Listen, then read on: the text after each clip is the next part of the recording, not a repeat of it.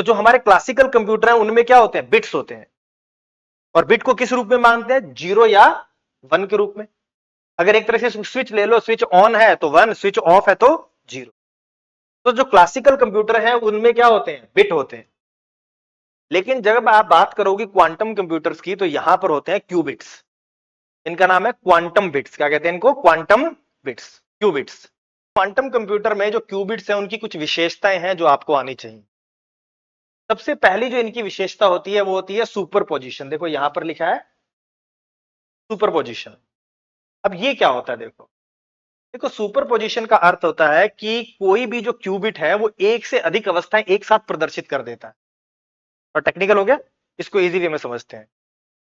देखो मान लो कि हमारे पास एक बिट है, क्या एक बिट है, एक बिट है तो वो क्या होगा, या तो 0 होगा या क्या होगा, 1 होगा। देखो यहां पर है, मान लो कि हमारे पास एक ही स्विच है, तो एक स्विच है मान लो ये वाला, तो या तो ये क्या होगा, ऑन होगा या क्या होगा, ऑफ होगा, या तो 0 होगा या 1 होगा। लेकिन क्यूबिट क्या है कि ये 0 और 1 दोनों की दशाओं को एक साथ प्रदर्शित कर सकता है। क्या कर सकता है, 0 और 1 की दशाओं को एक साथ प्रदर्शित कर देता है। यही क्या कहलाता है, सुपर पोजिशन कहलाता है। जैसे आप सिक्का है, सिक्के को उछालो, तो जब वो उछल रहा होता है, ऐसे घूम रहा होता है, ना तो वो क्या होता है, हेड होता है, ना वो टेल होता है।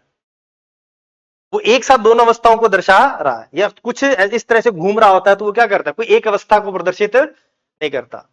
लेकिन जब वो नीचे गिरेगा तो या तो वो हेड होगा या टेल होगा। क्वांटम कंप्यूटर भी इसी तरह से काम करते हैं कि जो आपका बिट होता है वो 0 और 1 दोनों अवस्थाओं को क्या करता है, प्रदर्शित करता है, एक साथ प्रदर्शित कर सकता है।